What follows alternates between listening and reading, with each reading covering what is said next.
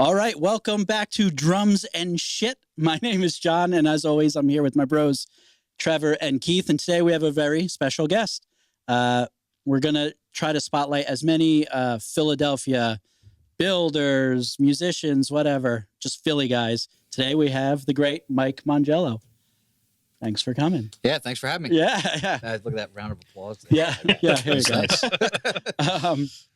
So in the last episode, we talked a lot about your trip to Brazil with Trevor. Okay. And, now, I haven't seen that yet. Yeah, nobody has. When does that It's come coming. out? Yeah. Episode 1, probably tomorrow. Okay. It was supposed to be today. But so let's kind of talk about, how you got started making cymbals, and then how it led to starting your own company. Okay. So, well, I was always into cymbals. That was always the piece of gear that I was most into. I had a lot of snares and stuff, but I've only had maybe like 3 or 4 drum kits. Maybe more now, but because I've had like some stuff rotating around my workshop. But like when I was playing regularly, I've only had a few drum kits. Always had a bunch of snares and lots of cymbals. And and I always would do the like trade up thing, trading up for new stuff, trying to find new sounds, using cymbals that are super inappropriate for whatever genre it was that I was playing. China hats. Yeah. Well, mostly it was really, I can't tell you how many times I tried to get like a Zildjian high definition ride to like work in a loud band. I just wanted it to so badly, and it didn't. But so eventually I started looking for people to make cymbals for me. Oh, cool. So, and I was buying, like Saludas and stuff because I it sounded like they were a custom thing, but they're not. Right. But, or, that sort of stuff. Were you endorsed by Saluda? I was not endorsed by Saluda. They turned me down. That's how shitty I am. That Saluda turned me down, So have you been playing your whole life? I started when I was 19. Oh, okay. Yeah, wow. But my whole adult life I played. I toured and recorded a lot and stuff like that. I've been on a little bit of a hiatus for a couple of years, but from playing. Yeah. Yeah. But I'm getting the itch again, so yeah, I might try and get something going. Hell yeah. Yeah, we'll see. Maybe not right now. It's 100 degrees outside, and I would rather not do that. But I'm old now. But so anyway, where was I? So I wanted people to make stuff for me, and in that search, I found that there were people that actually made cymbals. At that time, the stuff that you would find would be obviously Roberto, and then Spizzacino, and Matt Bettis, Matt Nolan, guys like that. And Steve Hubbock was like somebody that I really looked a lot of his stuff, but he made like super weird stuff, which I'm still really into. Right. Yeah. That's all cool. Like big stainless steel and gongs and sound sculptures and stuff like that. And I was like, oh, that's kind of interesting. and so the idea was there. And I started just doing a lot of research and, screenshotting a million pictures of anvils and hammers because there wasn't a lot of information at that time. Now there's a lot of information. Oh, that's cool. Because it's sort of like, it's in like the early stages of blowing up, so there's a lot more online information. At that time, it was still like secret. A lot of stuff was secret. When was that? Like what time period are you talking about? So I started a little over 5 years ago. So this was probably about 7 years ago. Oh, wow. So I did about 2 years of research on the internet. And then I finally just bought, I bought like a hunk of steel and an angle grinder and some ball peen hammers and started chopping everything up. And so I went to this, my buddy Chris has a workshop in South Philly. Where he makes like lures. So another Philly guy that makes cool stuff. Eat It Bait Co. He makes handmade fishing lures. But cool. So I went into his shop, which had like a bunch of motorcycles in it, and then his wood shop in the back. And he let me use this table that was free to carve my anvil. And as I was doing that, one of the guys in that shop was leaving. So I was like, can I move in here? He said, sure. So I rented this like 10 by 10 square of this workshop. Yeah. And that's where I started. Little And office. I started with steel. My ex-wife bought me for Christmas from Lance Campo. Whoa. She bought a pair of 14-inch 304 stainless steel blanks for me. Those were the first blanks I had. Oh, and some little ones, because you've seen the little one that's number one. So it was a couple little splash things, and I remember yeah, and I destroyed them immediately. Yeah. And those were the first ones I ever made. The first one is still, it's like hanging on a nail in my workshop or something. That's cool. But so that's how I started with steel, because I knew that bronze was, I didn't know where to get it, Right. and I knew I was going to be terrible at it. Right. So you don't want to waste your money. Yeah. At the time, steel was relatively inexpensive. So I found a Alro steel in Abington or something like that. I think actually that is closed now, but that's where I was buying my steel. Oh. And I'd buy sheets of steel that were already circles with holes in the middle, and I would hammer bells into them and hammer them into cymbals. And I found that making them really big was the only way to get the sort of like deeper tones that you would get out of a bronze cymbal. So I wound up making a lot of like 28, 30-inch cymbals. So of course I'm getting like some attention on Instagram because I'm making these stupid giant cymbals. And then when I switched to bronze, I ordered some bronze from a Turkish foundry. And it was right around that time that I had started talking with Nicky Moon.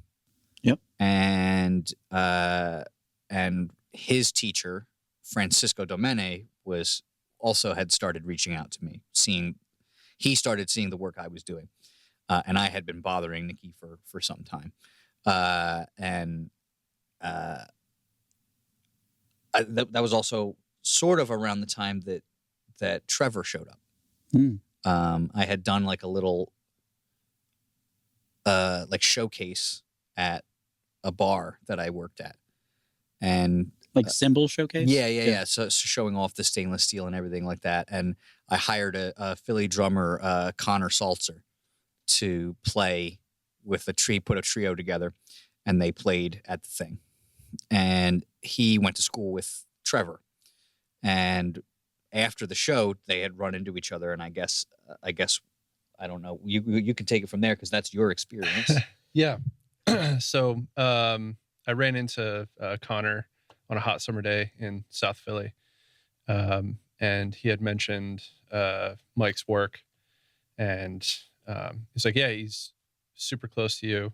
His workshop is and stuff, and he's got a great Instagram. You could check out some of his stuff." And I did, and started bugging Mike, "Hey, can I drop by and check some stuff out?"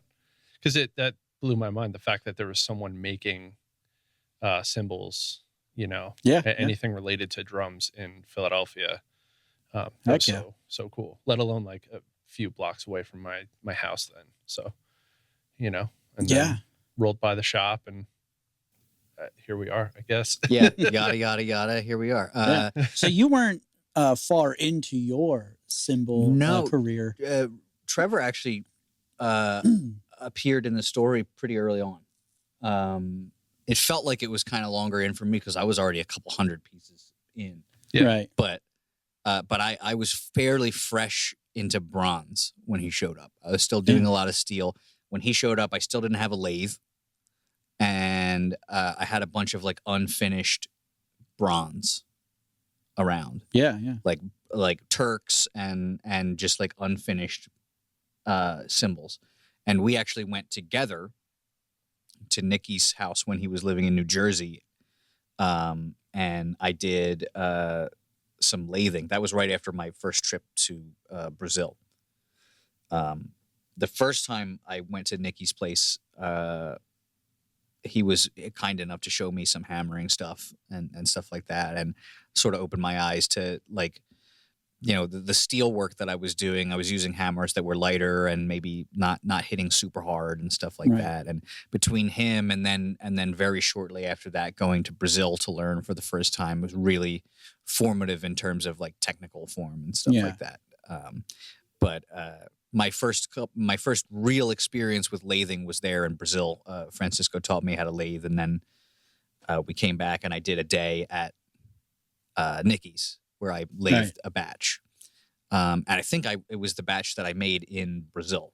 So no, that's not true. Sorry. I did that stuff in Brazil and came back, but that was a long time ago. I don't remember, but shortly after that, I was able to put together a lathe, and Trevor was hanging out most of the time. And like after a while, I don't think there was ever really an official anything, but like it just became a thing that that we were sharing at some point. I was sharing what I was doing and how I was developing with him, and there were times when he wasn't around a lot because we had lives, and there were times where he was around a lot, and in terms of for the business itself, he would come and do.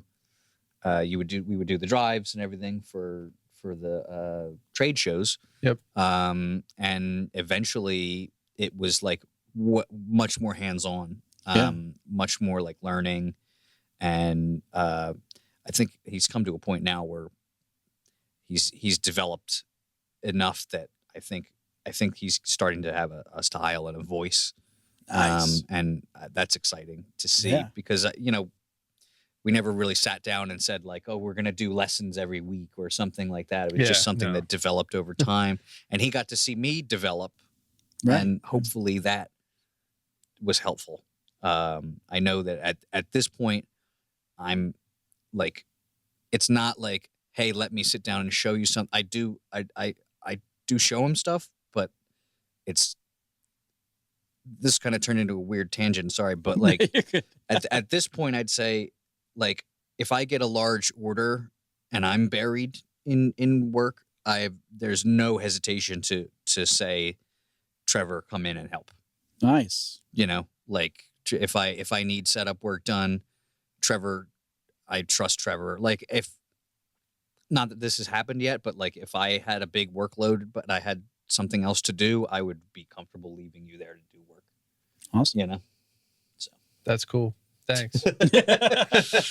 So, taking a step back, the transitioning from steel to bronze, is there a transition? Yeah, I mean, Like, the same rules apply, but to different degrees. Yeah. Would you agree with that? Yeah.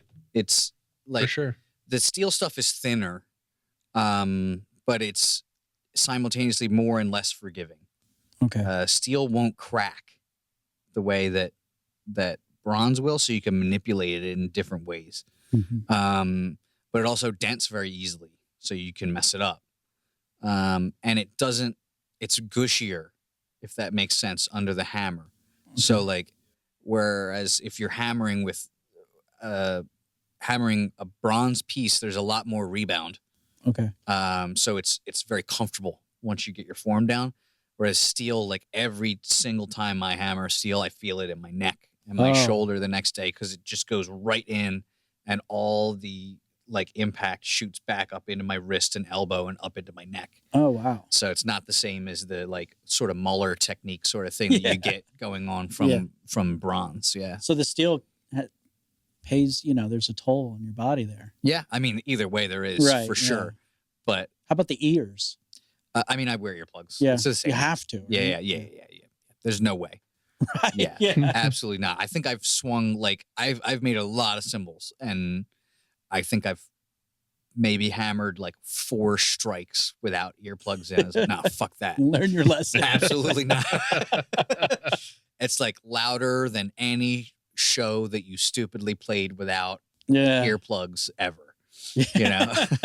I like those big stainless cymbals. Like, I remember that time you posted the video because I was like, make a set of 30-inch hi-hats. And you're like, I was like, how do they sound? You're like, they sound horrible. But it was so cool. Yeah, I mean, I like them too. It's tough though because like, you know who wants them is like metal dudes, Yeah. and you can't have them because they'll dent. Yeah. They'll dent right away. You're talking about a 20 gauge piece of steel, like, and you're gonna hit it with a 2B, and Yeah. that'll be the end of it. To just put a big dent right in. Yeah. I mean, like, I've played doom metal with them, but I knew they were going to dent. Right. Like, I was like, I'm gonna hit them hard, and they're gonna sound fine. And like the music is loud enough that it doesn't matter if they sound bad anyway. And like, you know, I think I used like a couple of 20-inch rides as hi-hats, and then like a couple 30s or something, and just hit them real hard. The Chinas always sounded good. Like Chinas do sound good. Yeah, the stainless Chinas were cool. I guess because it has more structure to it. I don't know. They don't give like. I just remember hitting them, and it felt like almost like hitting a regular China. Yeah. Well, I guess. Yeah, they're stiffer. Yeah. Because of the flange and stuff, I guess. But yeah, I don't know. I don't know.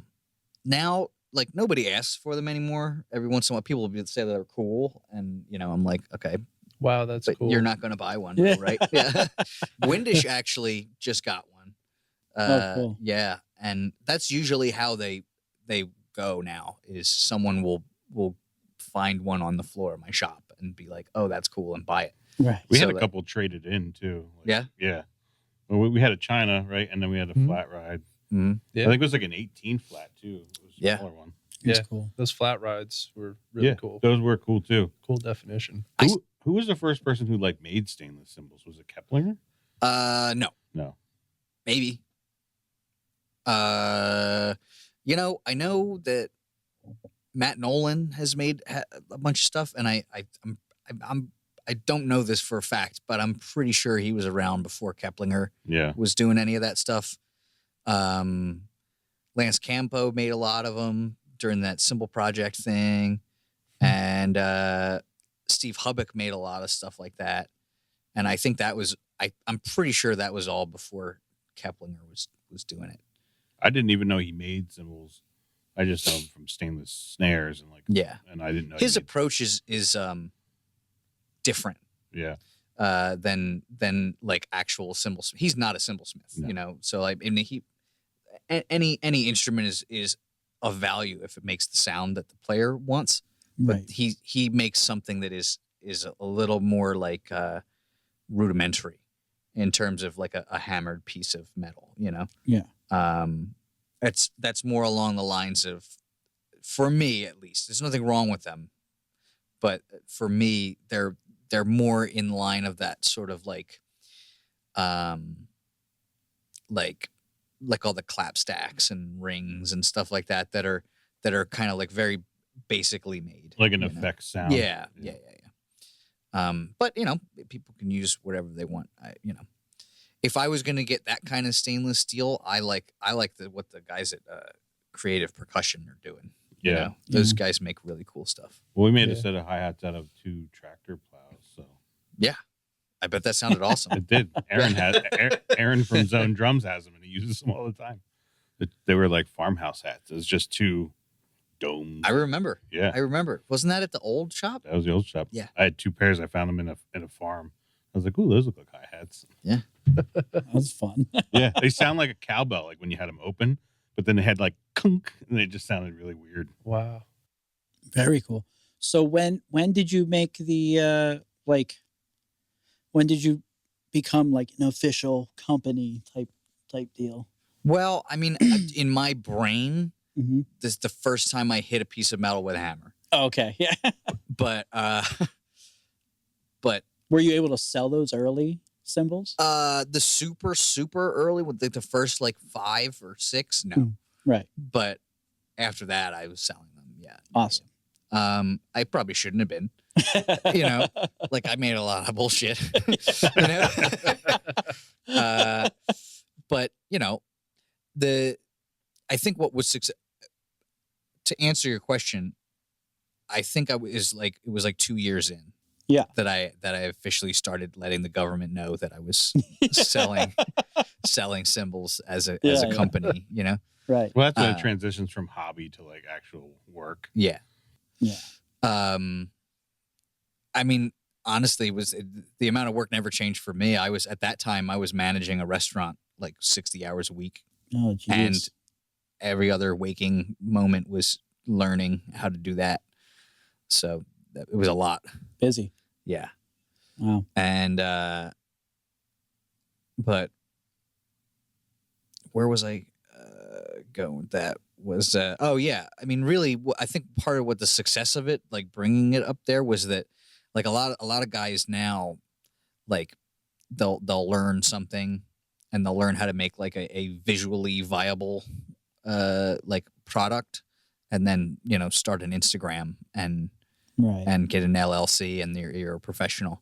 Whereas like I had like maybe 2-3 years of like the whole shtick on my Instagram was, this is a dude learning how to do this. Yeah, that's fun. You That's know, fun. Yeah. and I think I think it was a lot more honest than just showing up and be like, I'm a cymbal master, you know, like, or like, and like, cause I'm not, and like, I've only met one ever. Yeah. I've met a lot of cymbal smiths now. I've only met one. Right. And, like, he lives in Brazil. Yeah, right. And, but, you know, the challenge after that was transitioning into saying that you're a professional, Right. into like being like, well, yeah, now I am that, you know, now I do know what I'm doing, and, you know, that sort of thing. And, you know, trying to do it in a way that kind of keeps your ego in check and doesn't have you like just talking about how awesome you are. And because I'm just a dude, you know, I'm just making stuff that's, you know, some people really like my stuff and some people don't. And that's the same with any other craftsperson or artist or anything like that. So, you know, I've actually slunk back in the social media a little bit lately. And I think it's been really a gestation. I'm trying to think of what the next thing is going to be. Oh, that's like, cool. what is the next phase of it for me? Because pretty much all of us are doing the same thing now. Oh, okay. Yeah, we're all just like, look at this cymbal. We all say the same stuff. Yeah. We all use the same buzzwords. Everybody uses the same, you know, fresh off the lathe, or like any of that stuff, you know, like that's how the out in the internet wild, works now. saw this cymbal out in the wild, you know, like everybody, we all say the same stuff. It gets tiring. And it's because it's like 20 dudes saying the same thing now. And, you know, a couple of us are doing really well. Tim Roberts in particular, I think, is doing extremely well, and he deserves it. He does very, very good work. Killer. And he's great at the internet. You know, so he's doing super well. I feel like that's more important than the product sometimes. It is, because today I am the product. Right. I'm the product more than the cymbals are. Exactly. It's almost like you're buying the cymbal to support the product, almost, like in this case. And Tim has a very good product. He's a great personality, and very, very business savvy, and very good at the internet. And he makes cool cymbals. So he's a killer player too. Excellent drummer. So really great. And he makes cool drums. Yeah. What a fucking jerk. Cool. You know? But save some talent for the Tim, rest I of us. didn't mean it, Tim. But no, I mean, he's great. And there's, you know, obviously Paul Francis is doing very well right now, as he should. And Paul Francis came from Zildjian, right? Yeah. So Paul Francis worked for Zildjian for 35 years. And when he was no longer employed with Zildjian, he took some time and started his own company. And he works with Sarah Hagen, who's also awesome. And she worked with Zildjian as well, and was no longer with Zildjian around the same time as Paul was. And they are doing Royal Cymbals now and killing it. Yeah. And they deserve it. And again, good at the internet, has obviously a legendary name in the industry, right? Makes good stuff, and has 35 years of contacts. Yeah, that's probably the best part of it. Yeah, that's what it's all about. Yeah, and the dude's in great shape. Paul, you're in great shape. He's in wonderful shape. You ever notice that? He's He's shorter I've told than me. But I like he's how in you good said it shape. like Paul's I gonna am watch saying this. it to Paul. I know you're watching this, Paul. But you 1 look month great. from You today. look great, Paul. But yeah, super nice people, and there's plenty of other nice people. I'm sad that Nikki's done. You know, like I considered Nikki a friend, and like he was around before me, but I feel like we were coming up around the same time. He did amazing work. He did amazing stuff for the independent cymbalsmith thing.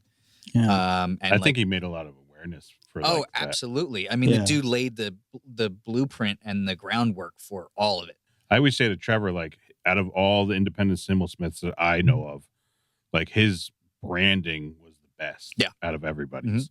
And like I could look at any one of his cymbals, like that's what that is. That's you know what it's going to sound like for the most part. He was the closest to like being a Zildjian or a Feisty or whatever as anybody that I know. Yeah, really good, really good. But then, and you know, I doubt that he's done forever. Yeah. I mean, he's already said as much, but Yeah. I know that he's done doing it full time for. All right. Well, before we get into a very deep discussion about Mortal Kombat, last thing I really want to, just for the sake of the listeners, where's the best place to like listen to your cymbals, buy your cymbals? The best place to buy my cymbals is at Pocket Percussion in Willow Grove, Pennsylvania. There's in terms of in PA, I'm here at Pocket Percussion. There's some really here they are. Yeah. There's some more over there. I saw them. I have some at Mike Windish's place, Junk Rock Drums. He's got some really nice ones. I'm also at Third Floor Bazaar in Brooklyn. We're going there tomorrow. Say hi to John for me tomorrow. And you have Philly Drum? I am. Well, actually, just 2 days ago, Brandon sold the last one that he had. Oh. So he doesn't have any at the moment, but he does carry my stuff. I know that there will be more of my stuff there at some point. But, yeah, his shop's great too. His shop is wonderful. Other than that, Wooden Weather. Yeah. People can't buy direct from you. Oh, absolutely. Yeah. Oh. Please, God, buy direct from me. Give me all the money. That's how I make the most money. How do they do that? So you can DM me at Mongiello _cymbals on Instagram, or I'll put that in the link. Shoot me an email, mongiellocymbals@gmail.com. Or just go on the website. I don't have a lot of stock put up right now, but I'm actually behind a couple of weeks. I don't know why I've been procrastinating about it, but I have a batch ready to go, and so I need to make some demos. Usually Joe Baldacci does my demos, but I'm going to try just doing some real basic demos myself, and because I'm not a great player, but just some demos to hear what they're like and put that up. So mongiellocymbals.com, you can see whatever I've got listed at the moment. But I do a lot of custom work and stuff like that. So, great. Yeah. Like if somebody wants something specific. Mm-hmm. Yeah. If you have a specific thing in mind, that's what I like to do. I like to work from scratch. I do mods. I'm happy to do mods or repairs or anything like that. I'm cool with doing that. But I love working from blanks. I love making whatever I feel like making, which is why the batch work is fun for me. It's art. Yeah. But if you have a desire for a specific thing, let's talk. Can you make a Z custom sound like a K custom? I absolutely can. Can you really? No. Okay. Damn. And that's an important thing to talk about. You know, I mean, like a lot of people who want mods, they want a complete transformation of their cymbal. Yeah, we get people like that come in the shop and it's like, here's my A custom with cracks in it. Can you make it sound like right? You know. So the thing with modifications is that yes, you can change a lot about them, but you still have to work within the physical ramifications of that cymbal. I guess is that the way that it was like forged or? Well, I mean, a lot of it is like how big is the bell? How big is the profile already? K custom mega bell. Yeah, that's the thing. I mean, like if you have if you have a cymbal with a big honking bell on it, it will always have that. Yeah. You know, so Ken, Does it get brittle over time? Like if you take a Yeah. Zildjian cymbal and try to reshape it or whatever, Yes. Yeah. The older a cymbal gets, the harder it is to work with. without it breaking, or just Yeah. I mean, like, so bronze is made of copper and tin. Mhm. And so that's all mushed together. Copper wants to be with copper, tin wants to be with tin. Mhm. So eventually, like 10,000 years from now or something like that, it'll just be a piece of copper and a piece of tin again. So man. as they're trying to separate, it gets brittle, and yes, then it's easier to crack. That's why, like, if you came to me with your old K and said like, "Hey, can you raise the profile?" I'd be like, "No." Yeah, well, I mean, there's some guys that would do it. might not make it through. I don't want to. I've lathed some old Ks, and that's fine. Lathing is one thing, but like hammering. So the worst singular worst day as a cymbalsmith for me ever was I had a guy. I ordered your blanks. So it's actually the guy that works for it's not Gongs Unlimited, but the Gong Shop. Oh, The guy cool. that runs the Gong Shop works in like Philharmonic work and stuff like that, and really, really nice guy. And he came by and we talked shop. I've made a couple of cymbals for him, and he had a pair of 17-inch Spitzkino orchestral cymbals, and he really wanted me to modify them because he found that they were too heavy. Those are valuable cymbals. Not anymore. But so I knew they were gonna break. I don't know why. I should have said no. But so I did the first one and it didn't break. I'm like, thank God. And I did the second one, and right at the end, Oh, a crack right along the bell. I was so pissed and so angry that I let myself do that, and that it happened, that I procrastinated on making the replacement for 2 years. I just ordered the blanks for that. Actually, they showed up today. Like, I just got a batch today, and there are 17-inch orchestral cymbal blanks in that, and I'm finally it's because every once in a while he would say like, "Hey, you gonna do that?" I'm like, oh, yeah. And the last time he was like, "It's been almost 2 years, man." I'm like, "Yeah, sorry, that's shitty." And then I was honest with him. Then I had like a real honest conversation with him where I was like, "That was the low point of my career." right.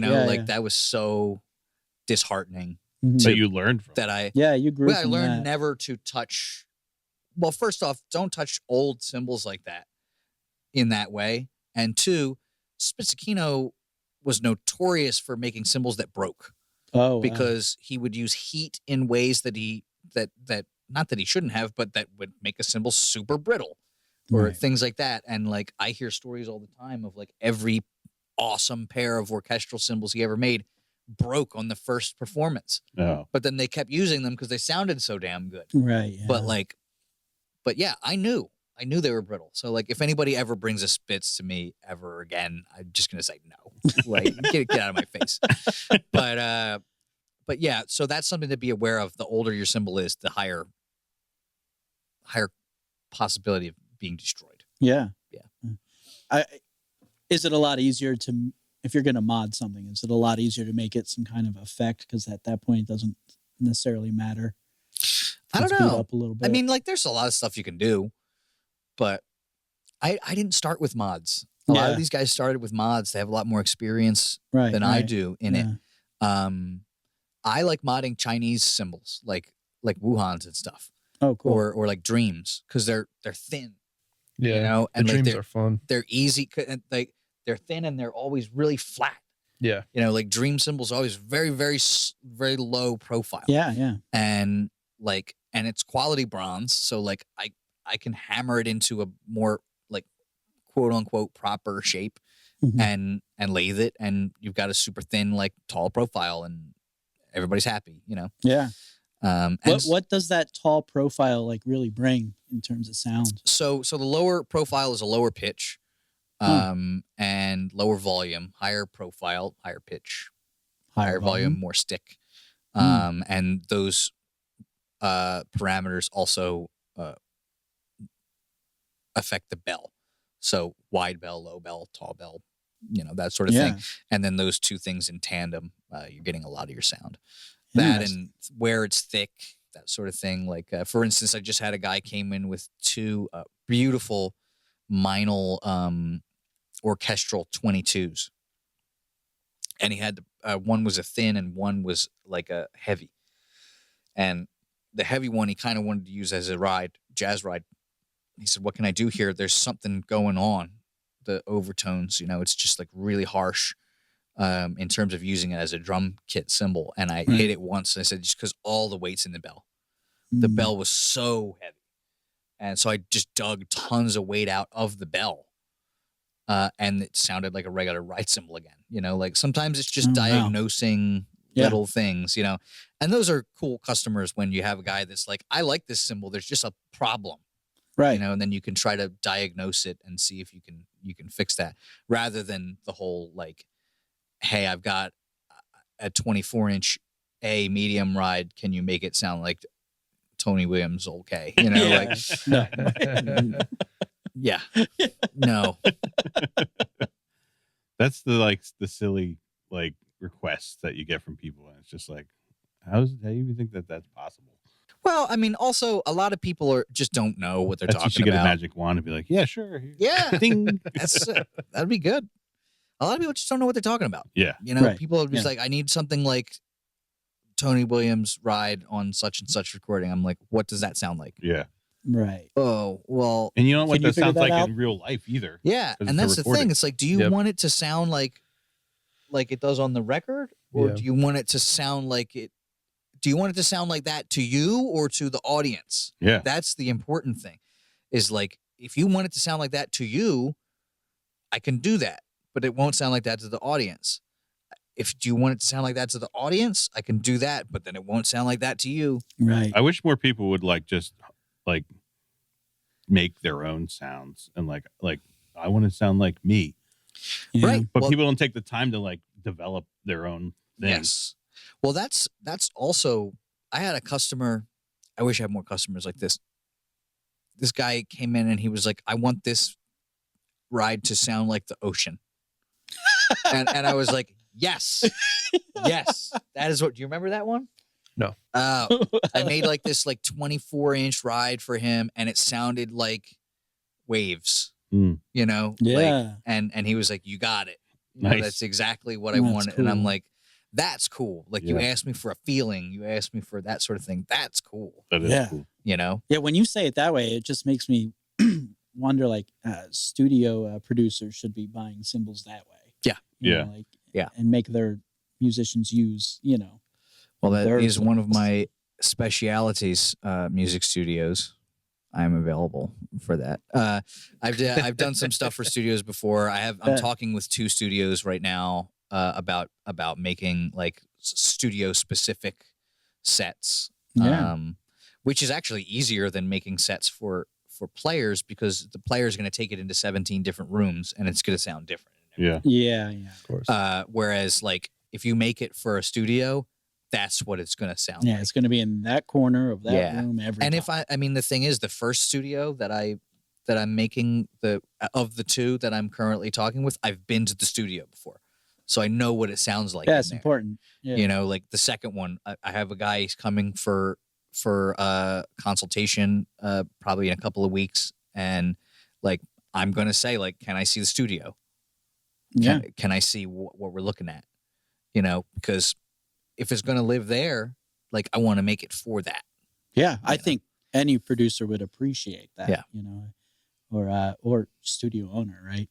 Yeah. Engineers. That's like the 18-inch hats you made for me. I wanted them to sound like the 2 cracked Z Customs that I had. Yeah. And you did it. I don't know how. But I did.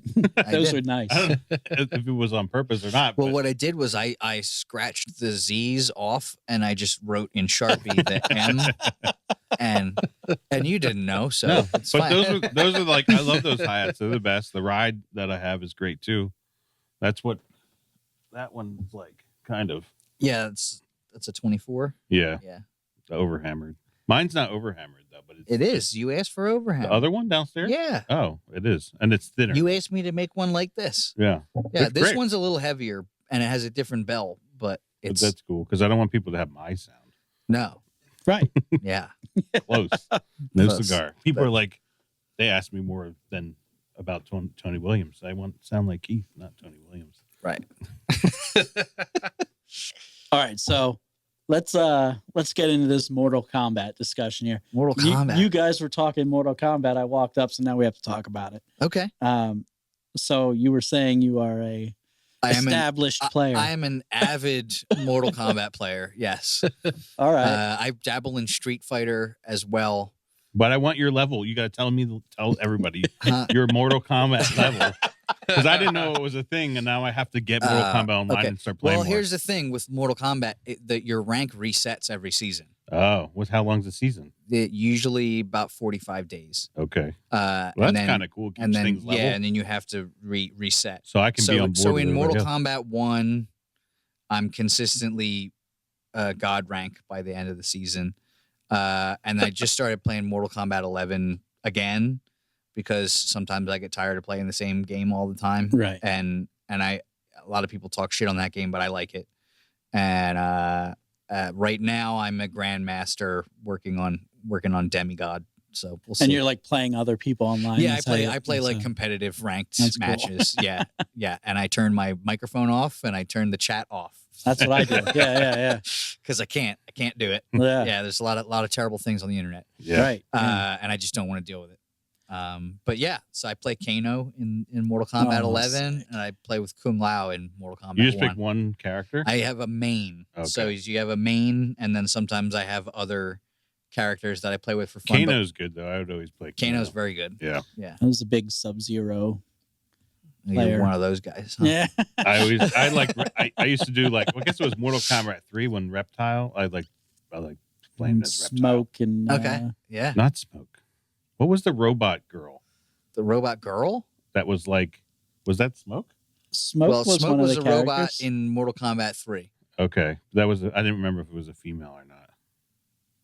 I don't remember. Mm. There's a lot of characters. There are a lot of characters. Oh, I always use Melina a lot. Melina's good. Yeah. Yeah. So do you play like modern Mortal Kombat or you Not play... a long time. Yeah. I was ranked like pretty high in Madden one year. Okay. I went over a month and a half without losing. Like That's playing pretty every cool. day. Yeah. Yeah. Yeah, it was great. And I then am terrible at those games. then it was Christmas, and then all the little kids got their copy of the new Madden, and then I just started going lower. Right. Right. Down the ranks. That's mostly what I play in terms of like online like competitive stuff. Mhm. I play some other game. I tried playing some like newer like anime style fighters and just getting like absolutely wrecked Yeah. because I have no experience. Well, with you're that probably sort of playing all stuff. those competitive dudes overseas. Oh, yeah. That's all they do. Yeah, and it's all like really niche games, so it's not like 40,000 scrubs. It's like 2,000 really good players. Yeah. And so I'm like, no thanks. But yeah, if they make another Soul Calibur game, I'm in. You guys won't see Yeah. me for like 3 months. But That'd be sick. My brother was like top 10 in the world in the Dragon Ball Z fighting game. wow, It's a really fast one. Yeah. He was like, Yeah, see, those are the ones I don't have enough. I don't have it's too fast. Yeah, there's I'm just too like, much decision making going on. Yeah. Yeah, he was I never crazy about played it. any of those. Street Fighter was good. I used to play a lot. of Street Yeah, I mean, the new Street Fighter is great. Yeah. New Street Fighter is very, very good. I didn't even ever get any games for the PS5 because I have every system and I barely use my PS5, but I probably should. I use it all the time. It's great. Yeah. Play a lot of Resident Evil. That's what I play on Yeah. my Xbox. Same. Big Resident Yeah, Evil. Resident Evil 4 remake on So PS5 is unbelievable. It's so good. I And recently bought Resident Evil 2 for the Nintendo 64. Oh yeah, Yeah. old school. Yeah, Yeah. it's terrible, Yeah. but I love it. Yeah. Playing as a block. It's You probably my favorite I game think of that's all the one time. you got to get through. I remember playing the original. If you get through it and just use a knife, you get tofu at the end. Or is that 1 or 2? I can't remember. I don't I'm not remember. sure. But then you play the game as a As block a of piece tofu. of tofu. Yeah. And you only get a knife. You don't get anything else. Right.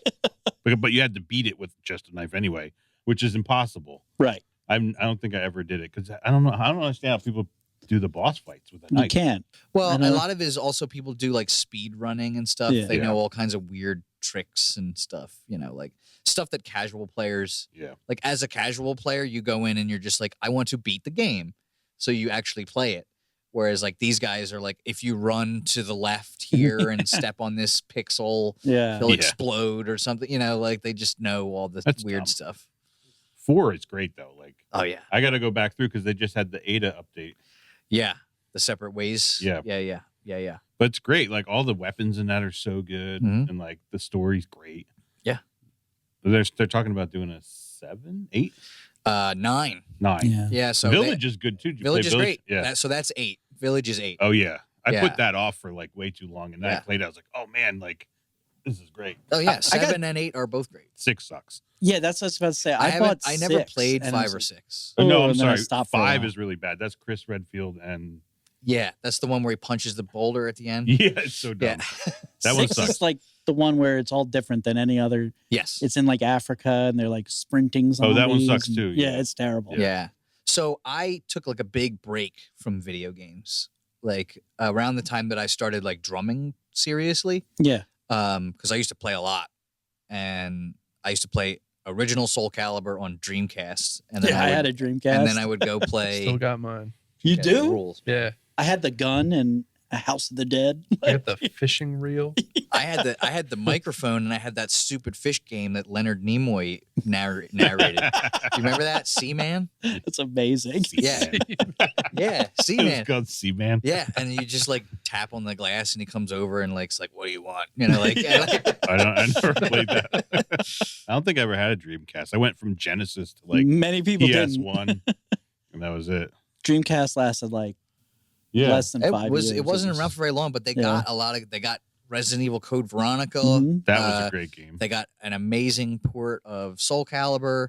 They had Marvel vs. Capcom, Marvel vs. great, too. Capcom Yeah. 2, which all that stuff's getting re-released. Did you Yeah. know about that? Yeah. Yeah, they're re-releasing all the Marvel vs. Capcom games. That's awesome. And I think comes out this year, and it's all Oh, of them. sick. It's like X-Men versus Street Fighter, Marvel Mhm. versus all that stuff. Oh, that was so great because you just like be like Wolverine or like Cyclops and just like annihilate everybody Yes. with the laser. Yeah.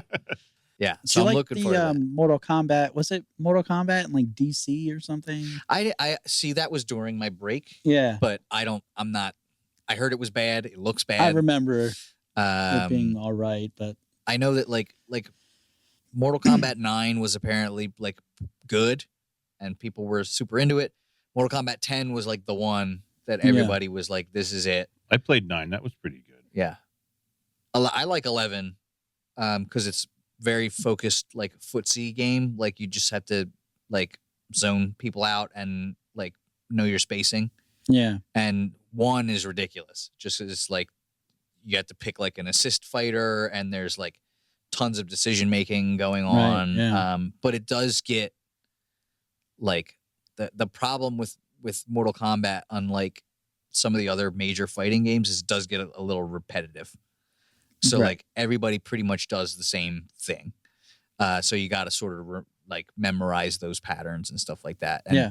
So you get some people that play with like style, but not a lot. Whereas like if you go play Street Fighter or like Tekken, there's people like you Oh, I have, forgot about Tekken. yeah, Tekken like, was cool. that's when like people have play styles, Right. like, yeah. that you have to figure them out while you're playing them. It's not like, oh, this character is playing, so I know what they're going to try and do. It's like, I don't know Yeah. what you're going to do, you know? Right. Yeah. I remember Tekken had just the coolest characters. Oh yeah, King, the lion head guy. Yeah. That's awesome. Yeah, they just put out Tekken 8. I am terrible at it, so I do not play it. Is that on everything or? is Yeah, it- it's on oh, everything. maybe I'll check Yeah, that there's out. a free demo. Oh. So like that's what I did. I downloaded the demo and played it for a couple hours, and I was like, "Yep, still bad at Tekken." Yep. Have you tried to play anything like Elder Scrolls and stuff like that?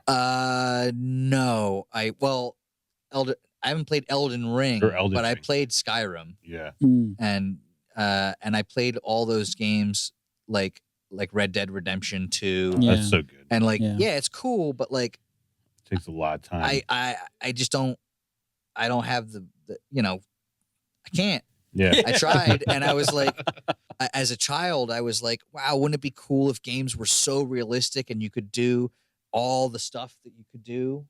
And then I got that game, and I was like, I have to feed the fucking horse. Yeah. Like, you know, like I have to actually set the tent up and cook my food.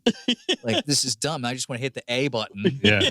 And then I flash, and my life comes back, and then I can kill people again. You know, like Yeah. it was too much. You know. I just play a game called Castle Crashers now. Okay. And it's just like a beat 'em up game. Like you could do 4-player, but it kind of is like the old side scroll Ninja Turtles beat 'em up game, but it's like even more rudimentary. Right. It's just kind of like easy. And I can just jump into a game, do like a round, and I'm done. And then, I like that stuff. I do some retro stuff for that. Like I have all the old Castlevania games and stuff, you know, just so I can have something light in between, like trying to take something like, cause that's the thing. I don't make cymbals as a hobby. I do that professionally. Yeah. I play video games as a hobby. Like, so Great. and and I'm obsessive compulsive. So it's a thing that I try to get good at. Yeah. That's awesome. And I don't get good at it, but I like it, you know? Yeah. I was always very into the sports games, like all of them. But I'm really into Assassin's Creed. Did you ever play any I've of never those? played any of those games. I hear they're very good. It's a lot of the open world stuff, so you might not be super into it. But... I mean, I try. I like some of the semi-open world stuff. Yeah. Like the section in The Last of Us 2 where you first get to Seattle. Right. And that's open. Like there's like 15 buildings, and you don't have to do it in a certain order. You just go, and there's lots of secrets to find and stuff. Like I was into that. That's cool. But like if the whole thing is open world, right. I'm kind of like, I don't know what I always lose focus. I get into like Grand Theft Auto mode where I'm just like, I'm just going to crash the car. I was playing No Man's Sky. I don't know. Did you play No Man's Sky? No. Have you played No Man's Sky? No. It's just like universe, and it's endless. Like, is that space. the space one? Yeah. Okay. That's only on Xbox. Oh, is it? Yeah.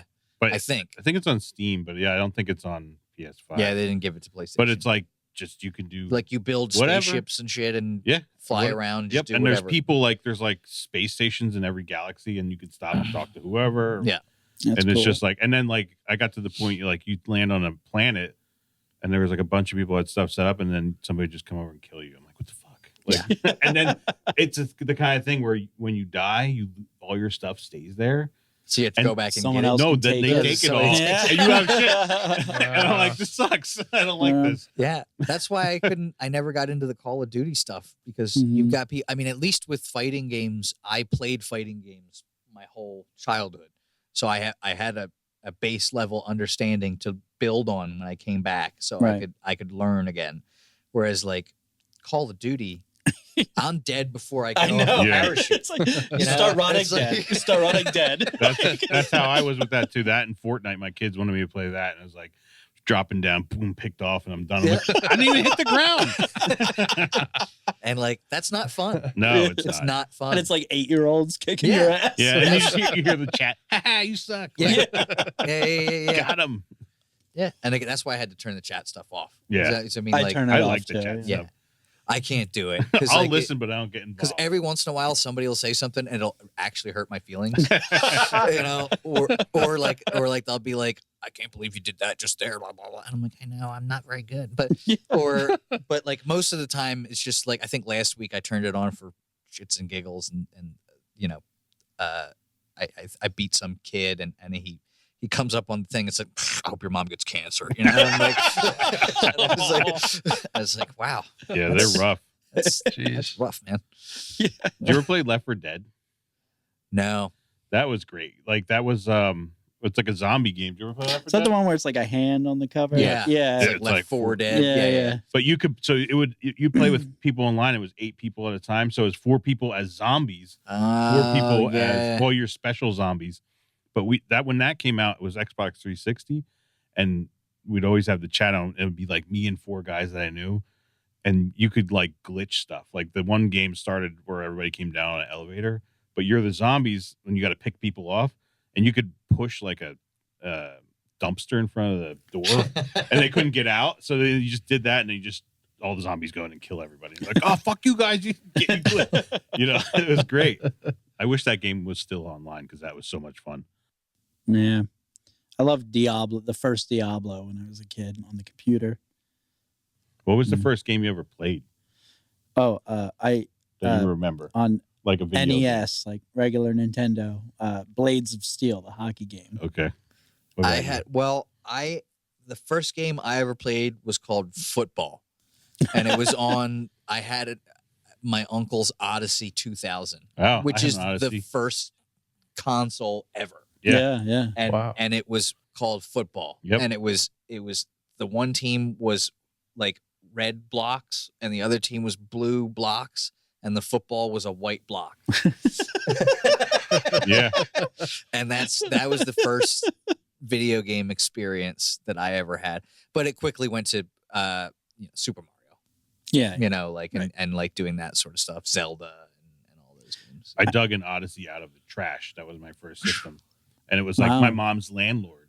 And he threw it out because I think he got an NES and he had an old Odyssey. Yeah, and those things were weird. They looked like So pieces weird. of furniture. Like you Yeah. know how old like radios and record players were all wood paneled and Oh, everything. yeah. This thing was like wood paneled. Yeah. Yeah, like Whoa. an Atari. Yeah. Yep. Oh, that's sick.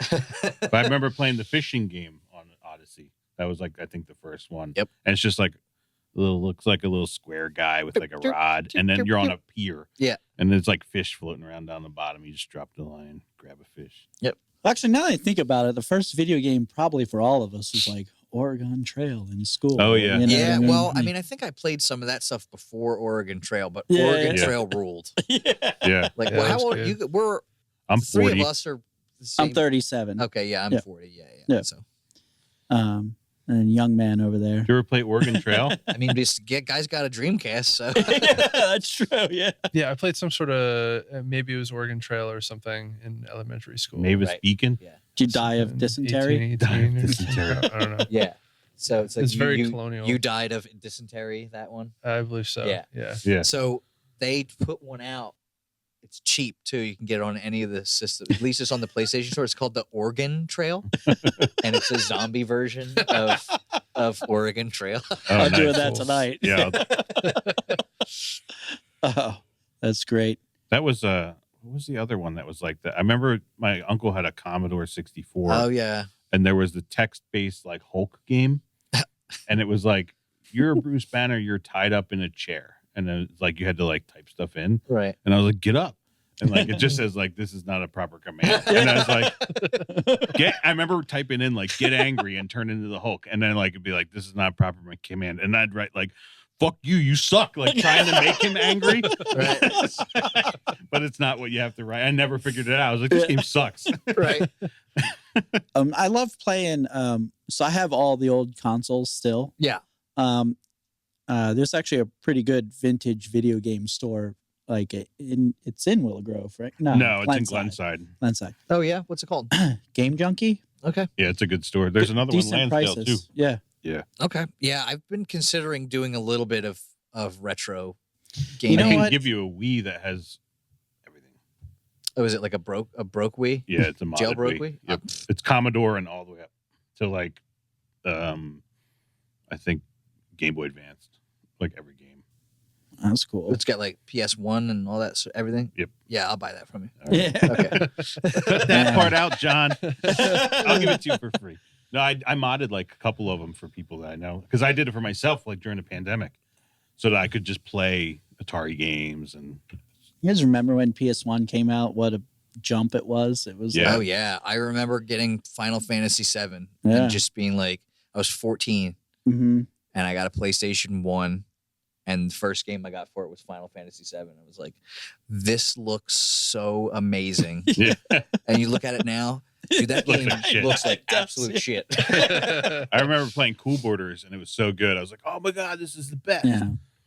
And then getting into like Tony Hawk and all that. I mean, we played crap Pro out of Tony Skater. Hawk. Hell yeah. That soundtrack was Tony Hawk was still great. a banger. Yeah, Tony Hawk was awesome. Very great. Crash Bandicoot was cool. Yeah. Uh-huh. Gran Turismo. Remember Oddworld? Did you ever play Yeah, Odd- oh yeah. That was the a good. little That was a alien guy. fun one of the demos. Did you guys watch the Twisted Metal show? It's great. No. It was Dude, you pretty should Was it watch good? it. It's really good. Will Arnett is the man. Yeah. as he Sweet voices Tooth. Sweet Tooth. Yeah. Wow. It's really good. You should watch it. All right. I don't. What's it on Hulu or something? No, it was. I don't watch a ton of TV. Oh, it's Amazon. Prime. Amazon. I've been doing. I just binged the first 4 episodes of The Boys season Oh, 4. that's good. I just and they did got too. more episodes coming out soon. So I love Yeah. that show. And me and my girlfriend watch the House of the Dragon. Oh, cool. I you haven't know, watched that yet. I didn't watch that yet. It's good. Yeah, I It's wasn't good. sure It if feels I like wanted to go. it feels like older Game of Thrones. Oh, good. Not Like first the, season, yeah, second season. yeah. Yeah. That was when Game of Thrones was good. Like every episode, something crazy would Yeah. happen. Like, It's not quite as crazy, yeah, but it's good. It's just an intrigue war story, and it's good. that's good. It's always hard. Like, there's so much media, you have to like pick what to watch, or Yeah. what to do, because there's like no time. Yeah. Sometimes I just you get so burnt out trying. You're just like, I'm just gonna watch The Big Lebowski again, like or whatever, Yeah. like. Yeah. I Seinfeld. tend to like binge TV shows. I'm going through Everybody Loves Raymond right now Okay. when I get like sick of everything. I just you know? watched Seinfeld. I put it on at night and it stays on. Yeah. Yeah, same Yeah. type of thing. See, I'll just get lost in the games. You know what I Yeah. mean? Like that's sort of my TV time is mostly like playing. And Once I had a kid, it's the last year has been so difficult to play console games sure, just because because you got a kid. Yeah, and I'm dead tired whenever the kid's sleeping. And Yeah. I just want to sit on the couch and watch something stupid and fall asleep. Yeah. I'm trying to get my kids to like watch movies. They don't even want to do that. Yeah. I'm like, let's watch RoboCop, and like my wife's like, no. I'm like, How old are your kids? I went to see RoboCop when I was 9. My Yeah. dad took me to see RoboCop in theaters. Wow. My buddy Mike, same thing, and he's like, can you believe our dads took us to see that? And like even Jurassic Park too, but that wasn't as bad as RoboCop. Yeah. But RoboCop's a great movie. It is a great. Yeah, movie. I recently watched it. There's So a good. bar in South Philly where I live called Second Street Pub. Was it Second Street Brew House? Brewhouse. Yeah. Yeah, it's like right down the street from where I work, and it's a cool dive bar, and they have a giant VHS collection, Oh, nice. and there's cool. always something playing. But the big hits that they have on a lot are The Thing, The Thing's great. Conan the Barbarian, Yeah. and RoboCop, and then they'll cycle through all kinds of other stuff. They've had all kinds of they got a huge collection of stuff. And I so- wish I still cool. had some of like the old DVDs and stuff, because like I feel like it was easier to watch stuff like when I had the stuff. Yeah, well, you didn't have a choice. That's what you had. Yeah. Right. So know, we watched like Army of Darkness all the time. yeah. And Evil Dead and just all that kind of stuff, yeah. Yeah. because that was all I had. And I was like, oh, I'm gonna buy a DVD this month Right. And then I'll watch that movie. for a month. Yeah. Until I can get another one. Well, I think we should probably wrap this up. We're over an hour here. Okay. That's not Um, that much. No, this is actually fun. I feel like we could keep going, but the camera keeps turning off, so I want to make Right. sure. Just again, give us your Instagram, website, all that stuff. Yeah. So Mongiello cymbals, custom cymbals. I try to have stuff in stock already made. Mods, good times. And you can catch me at on Instagram at Mongiello_cymbals. MongielloCymbals.com is the website. Or you could email me directly at mongiellocymbals@gmail.com. Cool. Now, what if somebody hits you up? Yeah, I want this symbol, but I don't want Trevor to touch it. Well, I mean, Fine. that's fine. It's extra because then I have to do all the work. I'm just kidding, dude. Listen, you would be lucky to have Trevor do any work on your cymbal. He's better than most of the guys out there now. 100% agree. Yeah, everything you bring in sounds great. Yeah. Thanks, fellas. Working Where You can got we anything? buy Trevor Rogers' cymbal? Pocket percussion, I guess. Yeah. Couple pieces, Heck yeah. All right. Well, thank you so much for Yeah, doing dude. it, man. Yeah. Thanks Thanks for for coming having me. out. We'll definitely have you on again. Yeah, absolutely. Anytime. Just easy to talk to you. That's the best kind of guest. The end.